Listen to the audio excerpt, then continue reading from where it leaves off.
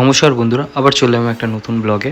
আমি আজকে যাচ্ছি চুল কাটাতে। অ্যাকচুয়ালি আমাদের মহাপর্ব খুব তাড়াতাড়ি শুরু হয়ে যাচ্ছে এবং তারপরে আমি চলে যাবো একদম ঘাটে ডাইরেক্ট, কারণ শ্যুটিং করার একদমই টাইম পাইনি।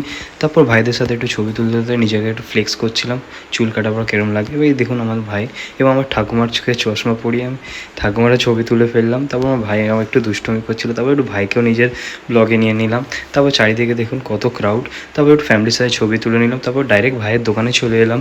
ছোটোখাটো গিফট শপ, খুব সুন্দর সুন্দর কিউট আর খুব সুন্দর সুন্দর কি রিংস ছিল। তারপরে একটু বাইরে ঘুরু করে চলে এলাম। এবার রেডি হয়ে গেলাম সকালবেলার পুজোর জন্যে। তারপর নিজেকে একটু কুর্তা পাজামা পরে বাজি ফাটাচ্ছিলাম, বাজিটা ফলস হয়ে গেল বন্ধু। তারপর একটু নিজেকে ফ্লেক্স করতে করতে তারপর সবাই মিলে ঘাটে চললাম পুজো দিতে।